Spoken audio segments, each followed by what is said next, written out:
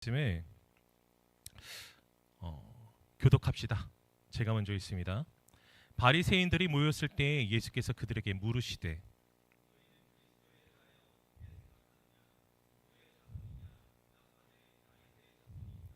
이르시되 그러면 다윗이 성령에 감동되어 어찌 그리스도를 주라 칭하여 말하되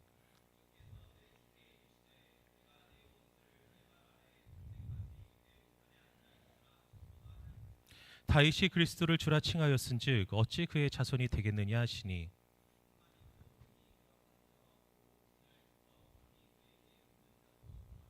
아멘. 좁으니까 치우고 할게요. 그리고 원고를 애써 뽑아왔는데 원고는 안 보고 하겠습니다.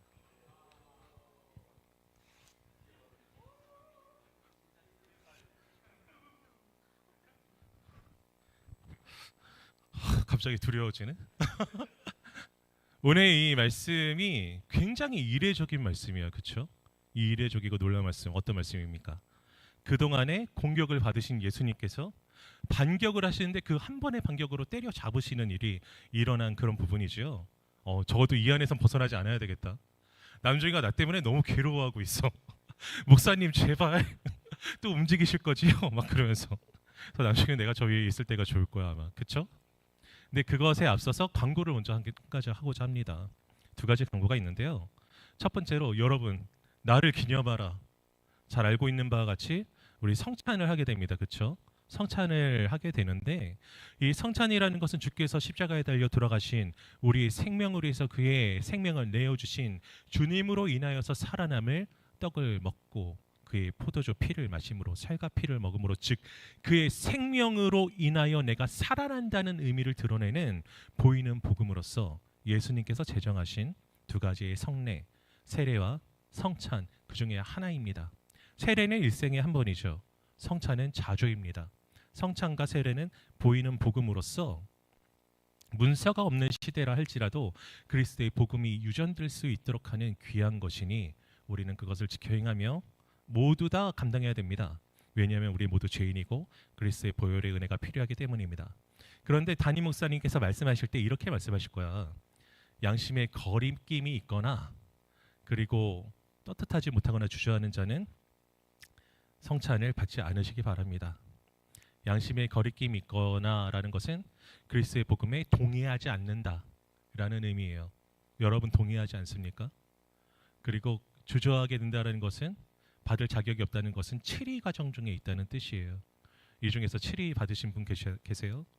그리스도를 믿지 않거나 7위 과정 중에 있는 사람은 그리고 세례교인이 아닌 사람, 입교인이거나 세례인이 아닌 사람은 참여하지 않습니다만은 그렇지 않다면 우리 모두 그리스도의 보혈의 은혜가 필요하므로 다 참여하세요. 아 목사님 저 죄 졌는데요, 잘못했는데요. 지금 회개하고 그리스도의 보혈의 은혜에 참여합니다. 그러므로 다 참여해야 된다 말아도 된다? 저는 오늘 컨디션이 좀 안 좋아서 성찬에 적합하지 않아요. 그러지 말고 회개하고 다 참여하시기 바랍니다. 그것이 한 가지고 아까 보여줬던 화면 좀 보여주세요.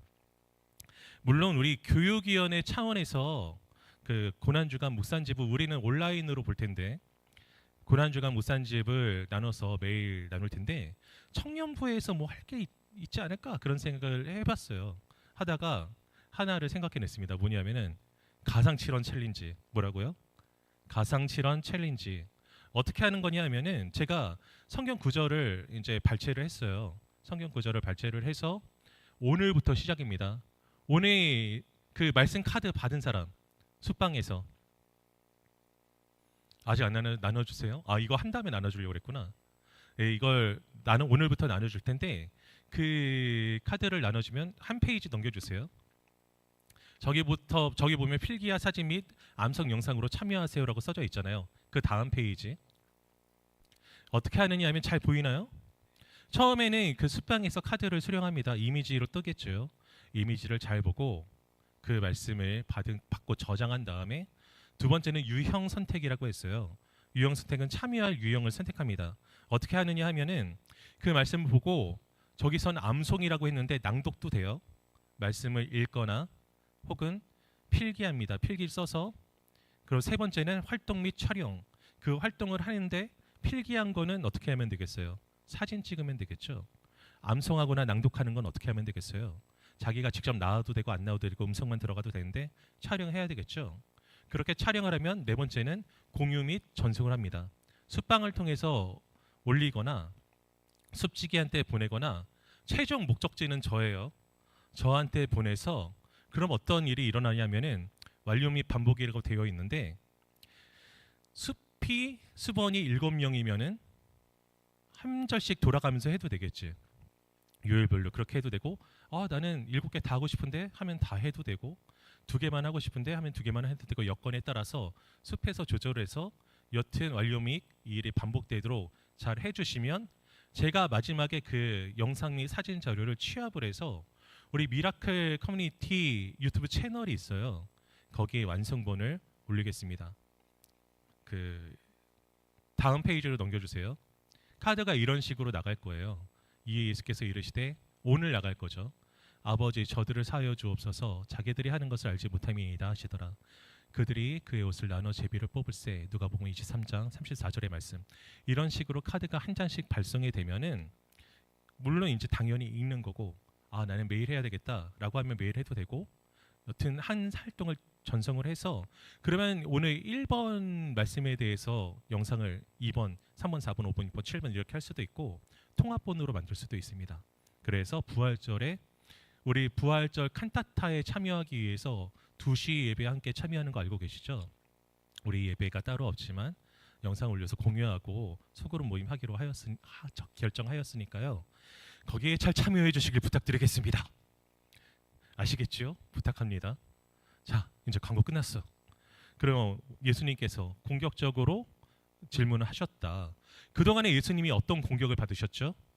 가장 첫 번째 이 일련의 질문의 연속성 상에서 예수님께 공격이 들어온 가장 첫 번째 근원되는 일이 뭐였냐 하면은 물론 예수님의 공생애 자체가 그들의 공격거리였지만 가장 직접적이고 가까운 신뢰에 있었던 건 뭐냐면 성전을 정화하셨죠. 성전에서 장사하는 장사치들 성전 재물은 흠결이 있으면 안 되니까 너네 가져오느라 얘네들이 지치고 흠이 있어 새 걸로 바꿔줄게 하고 그런 취지로 성전에서 짐승을 팔았어요. 재물을 그랬는데 나중에는 성전에서 파는 재물로만 제사할 수 있게 하고 성전에서 로마 돈은 안 되니 고들한테로 환전해주겠다고 하고 환전소를 만들고 그런 이상한 일들을 벌여서 입속을 채운 그런 사람들을 두고 주님께서 너희들은 강도다 사기꾼이다 도적들이다 하고 그 판매대를 다 엎어버리셨죠. 쫓아내셨어. 그러니까 거기에서 심대한 정신적 물질적 타격을 입은 대제사장들과 장로들이 예수님께 왔단 말이에요. 예수님 설교하시니까 성전에서 가르치시니까 당신이 무슨 권위로 이 일을 하느냐라고 물어볼 때 예수님께서는 뭐라고 하셨죠? 야 그럼 세례 요한이 누구의 권위로 세례를 주었는지 대답할 수 있겠니? 라고 하니까 그 사람들이 답을 못했어. 왜? 하나님께로부터다. 그러면 왜 세례 요한을 믿지 않고 세례 요한이 지지하는 나를 믿지 않느냐? 라는 대답이 나올 것이고 두 번째로 뭐 사람으로부터다 라고 하면은 사람들이 세례자 요한을 선지자로 아는데 우리 안 돼. 그래서 뭐라고 답했어? 모르겠는데 답 안 할 거야. 그랬더니 그럼 나도 답 안 하겠다. 이렇게 물리치셨죠. 그 다음에 어떤 일이 있었죠? 바리새인들이 와서 당신이 그렇게 성경을 잘 안다면서 그럼 우리 세금 내요 말아요. 로마에. 그랬더니 그게 어떤 장치였죠? 세금 내야 된다 그러면은 이 민족 반역자 세금 안 내도 된다 그러면 이 로마의 반역자 하고 예수님을 괴롭히려고 질문했던 거였는데 예수님이 뭐라고 하셨냐면 동전 가져와봐. 이 그림이 누구의 거냐? 가이사의 것입니다. 그러므로 가이사의 것은 가이사에게 하나님의 것은 하나님께 드려라 해서 바리새인이 그렇게 물리쳐줬죠. 그 다음에 사두개인들이 와서 계대결혼의 예를 들면서 형사 취수 제도를 들면서 7형제와 모두 결혼한 형수가 있다면 아내가 있다면 부활이 있다면 부활했을 때 이 여인은 누구의 아내입니까? 라고 질문했을 때 예수님이 굉장히 그들 민망하게 야 너네들 말씀도 잘 모르고 하나님의 능력도 몰라서 그래. 우리가 부활했을 때에는 먹지도 자지도 지금 인생처럼 시집 장가가지도 않는 그런 모습으로 부활할 거야. 천국의 능력, 소망이라는 것은 이 땅에서 누릴 수 있는 것과 비교가 안 돼. 라고 말씀하심으로 물리치셨어. 그 다음에 이제 그 얘기를 들은 바리새인들이 와서 지난주 말씀이죠. 가장 큰 계명이 무엇입니까? 라고 물어봤을 때 가장 큰 계명은 이웃 사랑이고 하나님 사랑이다. 하나님 사랑이고 이웃 사랑이다. 라고 말씀하시면서 이제 잘 대답을 해내셨어요. 그리고 나서 이제 드디어 이 1년의 가정 속에서 대답들을 탁탁탁탁 하시고 방어하시고 물리치신 다음에 그 다음에 최초이자 최후의 공격을 바리새인들에게 하십니다. 뭐라고 물어보셨죠? 자, 그리스도가 누구의 자손으로 오느냐? 라고 물어봤어요. 그리스도가 누구의 자손으로 오느냐? 다윗의 자손입니다. 삼척동자도 다 아는 거였어. 왜냐하면 이 사람들이 다윗의 때를 굉장히 그리워하고 소중히 여기고 다윗 때가 마치 완성된 하나님의 나라로 여겨질 정도로 부강한 통일 왕국의 시작이었으니까 다윗이 곧 메시아다라는 그런 느낌이었고 그리스도로 오는 자는 다윗 왕국과 같은 그런 나라를 회복시킬 거다. 그런 개념을 가지고 있었으니까. 근데 주님이 이렇게 말씀하셨지. 자, 다윗이 성령에 감동해서 그리스도를 자기의 주라고 고백했는데 그렇다면 어떻게 조상이 후손에게 주인님이라고 얘기를 하는가? 어떻게 그럴 수가 있지? 말해보아라. 그러니까 그 사람들이 어버버 하고 아무 대답을 못했지. 그 다음부터 얘랑 말씀으로는 안 되겠다. 그리고 다시는 그런 식으로 물어보지 않았어. 자, 그러면 이 사람들은 왜 대답을 하지 못했을까? 첫째로 이 사람들이 진짜 그리스도가 어떤 분으로 오시는지를 몰라서 대답을 못한 게 있어. 진짜 그리스도가 어떤 분으로 오시는지 몰라서 대답을 못했다. 무엇입니까? 이 사람이 다윗의 자손과 다윗이 그리스도를 주라 한 것과의 그 역설적 관계 때문에 답을 못한 거잖아. 이 사람들이 생각한 그리스도는 엄밀히 말해서 다윗보다 그렇게 큰 존재가 아니야. 이 사람들이 생각한 그리스도는 다윗과 같은 존재, 즉 승리하는 왕, 로마를 쫓아낼 왕, 이스라엘을 통치할 왕, 저 이방인들을 이길 왕, 그 정도의 왕으로 생각을 했지. 다른 신적 통치의 존재, 그리고 신정 왕국이라고 해도 그냥 자기들의 통일 이스라엘 정도를 생각했지 그 너머의 지경과 지식과 감각이 없던 사람들이에요. 그러니까 그리스도가 다윗보다 크다는 생각을 못한 거지. 그 정도밖에 안 된다고 생각을 했으므로.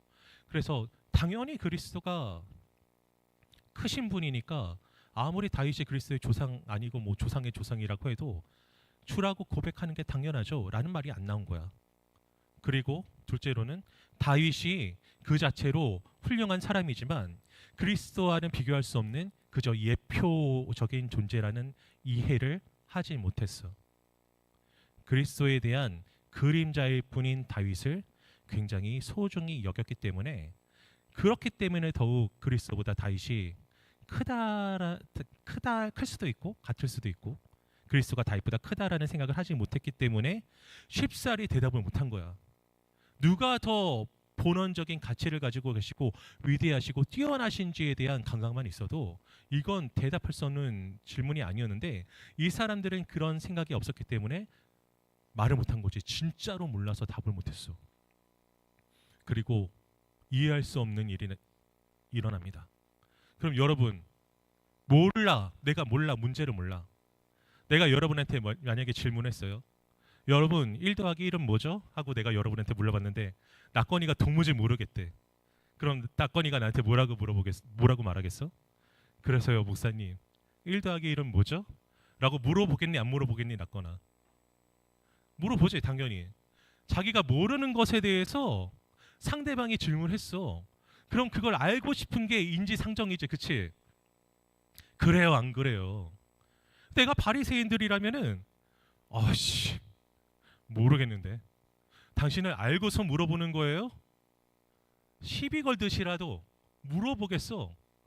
근데 안 물어봤다. 안 물어보고 예수님 그냥 떠나갔어. 이 사람들은 어떻게 이럴 수가 있겠는가? 그러니까 이 질문의 의도 자체가 매우 불순했다는 거죠. 그래서 이 질문들이 어떤 의도인지를 누가복음 19장 47절에서 이렇게 말하고 있습니다. 예수님을 죽이려고 시험한 것이라고. 예수님을 죽이려고 시험한 질문이었기 때문에 이 죽이려고 물어봤는데 곤란하게 하려고 물어봤는데 우리가 곤란해지네. 피하자. 이렇게 되는 거지. 진짜로 예수님께 궁금해서 물어본 것이 아니고 자기들이 알지 못함에 대해서 그것을 해결하고자 하는 욕구도 없이 그것도 그 모르던 문제가 하나님의 말씀 즉 성경에 대해서 본인들이 알고 있지 못하던 것이었는데 소위 하나님의 말씀을 다루는 자, 율법을 다루는 자, 앞선 자들이라고 하는 바리새인이라는 이름을 가지고 자부심을 가지고 활동하던 사람들이었는데 본인들이 성경에 대해 모르니까 떠나간 거야 그냥. 어쩌면 자신들의 어떤 위치나 자존심 때문에 떠날 수도 있었겠죠. 그러나 근본적인 목적이 진짜 성경에 대한 바람과 진리에 대한 소망을 가지고 예수님께 나아온 것이 아니라 그저 예수님을 죽일 목적으로 왔던 사람들이었기 때문에 모름에도 불구하고 주저없이 떠나간 것입니다. 그 사람들이 메시아에 대해서 바라는 생각도 사실은 그와 별반 다르지 않았어요. 자기들이 이제 잘 먹고 잘 살면 되는 거야. 쉽게 말해서 통일 이스라엘 왕국을 바랐잖아요. 저는요 단언컨대 바리새인들과 사두개인들이 별반 차이 없다고 생각합니다. 사두개인들이 바란 세상은 뭐였죠? 현세에서 잘 먹고 잘 사는 세상. 로마가 정복했지만 로마에 잘 보여서 잘 살면 그만이야. 굉장히 자신들 입장에서의 성경적 타당성을 내세워서 뭐라고 했죠?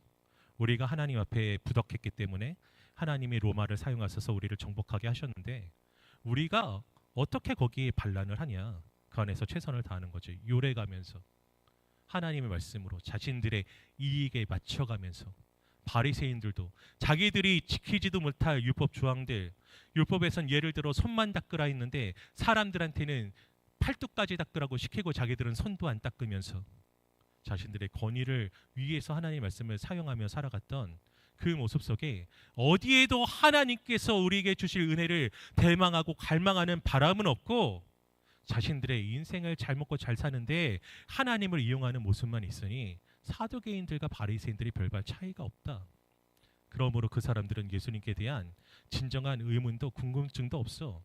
어떻게 하면 내가 잘 살 수 있을까요? 어떻게 하면 내가 대학 갈 수 있을까요? 어떻게 하면 내가 결혼할 수 있을까요? 어떻게 하면 내가 취업할 수 있을까요? 어떻게 하면 연봉을 올릴 수 있을까요? 어떻게 하면 그 학위를 딸 수 있을까요? 이런 것만이 그들에게 궁금증이고 질문이었지. 그 문제에 대한 대답은 어디에 있다? 세상에 있다. 돈에 있다. 나의 겉모술수에 있다. 계략에 있다. 그러니까 하나님이 필요해 안 필요해? 하나님은 그저 그 일들을 위한 도구일 뿐 근본적으로 자기들이 모르고 있다라는 것도 모른 채로 모르는 것에 대한 대답도 궁금하지 않은 채로 예수님을 떠나가 버렸다 이 말이에요. 그렇다면 예수님의 입장에서 예수님께서는 왜 바리새인들에게 대답할 수 없는 그 어려운 문제 난제를 내셨을까? 귀찮으셔서 내셨을까? 이것들이 대제사장, 바리새인, 사두개인 또 바리새인들이 돌아가면서 나를 괴롭히네. 다시는 입도 뻥끗 못하게 만들어야 되겠다. 코를 납작하게 눌러버려야지. 라고 어려운 문제를 꺼내셨을까요? 그러셨을 수도 있죠. 그런데 저는 그 이면에 더 큰 이유가 있다고 봅니다. 물론 말씀에서도 그렇게 우리에게 알려주시는데 어떤 이유가 있을까? 첫째는 모른다는 것을 알라는 거예요. 모른다는 것을 알라. 너희가 해결할 수 없는 문제가 있다는 것을 알라는 거예요. 너희가 말씀을 아는 척하면서 나에게 말씀으로 다가왔지. 너희가 나보다 말씀으로 뛰어나든지 말씀으로 나를 꺾을 수 있다고 생각하고 나에게 다가왔지. 그런데 있잖아, 사실은 너희가 말씀을 모른다. 너희가 하나님의 뜻을 모른다. 너희가 모르는 문제들이 산적해 있다. 너희들은 한계가 있어. 스스로 해결할 수가 없어. 지금 너희가 누굴 가르치거나 누구를 시험할 단계에 있는 자들이 아니야. 너희는 모르는 사람들이다. 그걸 알아라. 너희가 모르는 걸 알라는 거예요. 그리고 두 번째, 이것이 더 근원적이고 근본적인 이유인데 무엇이냐면 따라해 보십시오. 그 문제에 크게 그 문제의 답이 나에게 있다. 나에게 있다. 주께 있다는 거예요. 너희들은 해결할 수 없어. 너희는 너희가 문제가 있다는 것도 모르지. 너희가 해결할 수 없는 굉장히 어렵고 두렵고 큰 문제, 너희들의 영혼의 문제, 살아날 수 없다라는 것, 지옥을 향해 달려가고 있다는 것, 스스로는 구할 수 없다는 그 문제가 있는 것조차 모르지. 너희들이 도무지 해결할 수 없는 그 영혼의 문제, 해결의 답이 나에게 있다. 주님께 있다는 겁니다. 우리는 알 수도 없고 해결할 수도 없고 감당할 수 없는 그 근원적 문제의 답이 주님께 있기 때문에 주님께서 이렇게 말씀하시는 거예요. 내가 그 문제를 풀러왔다. 내가 너희를 위하여 그 문제를 풀러왔다. 너희들은 오히려 나에게 죄인으로서 나의 원수가 되고자 나를 죽이려고 나에게 다가왔지. 그런데 있지 않니? 나는 그런 너를 구하기 위해서 이 땅에 왔단다. 어떻습니까? 문제가 있다. 스스로 문제를 해결할 수 없다. 사실은 무엇이 문제이지도 알지 못했다.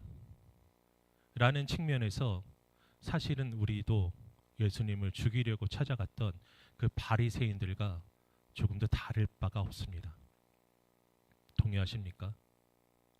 그러나 우리가 바리새인들과 근본적으로 다를 수 있는 단 한 가지 방법이 있습니다. 그것은 무엇이냐 하면 처음에 예수님께 시비 걸려고 왔다 할지라도 예수님이 나에게 문제가 있고 너는 그 문제 해결할 수 없다는 것을 알려주신 그 시점에서 주님을 떠나지 않는 것이야. 주님을 떠나지 않는 것입니다. 나의 자존심이 무너지고 내가 뭉개지고 눈물이 나고 힘든 일이 있어도 주님을 떠나지 않는 것이에요. 주님께로 와서 나의 문제가 드러나 나는 연약하고 형편없는 사람이라는 것이 보여줘도 주님을 떠나지 않는 것이에요. 내가 주님께 나아가기 때문에 나의 더러움과 추악함이 드러나 어찌해야 될지 알지 못하는 순간이 이른다 할지라도 절대로 주님을 떠나지 않는 것입니다. 그리고 이렇게 엿듣는 것이죠. 그래요, 주님, 저는 죄인입니다. 어떻게 해야 되죠? 답을 알려주십시오. 그 답을 주님만이 알고 계시잖아요. 답을 알려주십시오. 해결하여 주십시오. 그 주님께로 나아가는 것입니다. 이 오래전 시간에 이 바리새인들은 난제를 듣고 해결할 수 없음을 깨닫고 주님을 떠나가 버렸지만 오늘날을 살아가고 있는 우리들은 주님을 직면했을 때 당혹스럽고 어려운 문제 상황이 생긴다 할지라도 그 문제의 답이 주님께 있음을 믿고 주님께로 나아가는 사람이 되길 바랍니다. 주님을 떠나면 안 되는 거예요. 주님께서는 그 답을 주시기 위해서 혼신을 거셨습니다. 생명을 거셨어요. 십자가를 지셨습니다. 그리고 말씀하시죠. 받아 먹으라. 내가 너희를 위해 준 나의 살이다. 받아 마시라. 너희에게 주는 나의 생명의 피다.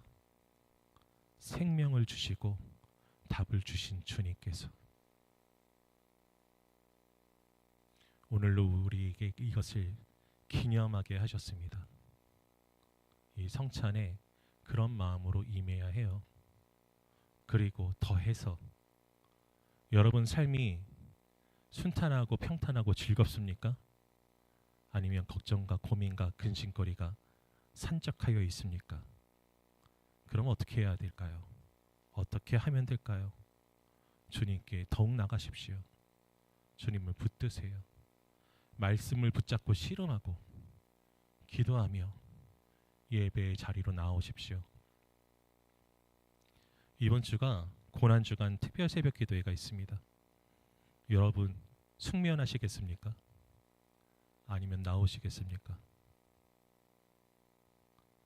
목사님, 저는 출퇴근을 해야 돼서 너무 힘든데요. 나도 출근해. 나도 출근해요, 여러분. 최소한 최대한으로 노력해서 나오십시오. 언제부터? 월, 화, 수, 목, 금, 토. 이렇게 놀라운 은혜의 자리가 예비되어 있습니다. 주님께로 나아가겠습니다 라고 하면서 이 기도의 자리가 준비되어 있는데 이건 아니에요 라고 하는 건 굉장히 어색한 일이다. 그렇죠? 이 은혜의 자리에 꼭 나오십시오. 그리고 어떻게 해야 될까? 청년부 예배는 물론이고 우리 기도의 자리와 수련회도, 수련회 기도 카드 잘 받고 있나요? 받고 있죠. 우리 수련회를 위한 기도도 그치지 말고 아까 방금 광고했던 가장 싫은 챌린지 또 숫별로 논의해서 꼭 참여해 주시고, 우리 기쁨의 은혜 일들 또 고난주간 묵상제 관련된 영상 또 링크로 발송할 텐데 참여하셔서 어떻게든지 우리에게 은혜 주시려고 하시는 이 놀라운 일들에 적극적으로 참여하여서 입술로만 고백하는 것이 아니라 작은 행동을 시작하여 그 일에 꼭 동참하는 우리 모두가 될 수 있기를 간절히 소망합니다. 이상 마칩니다. 왜냐하면 뒤에서 성찬 위원들이 오셔서 기다리고 계세요. 제가 잠시 기도하겠습니다.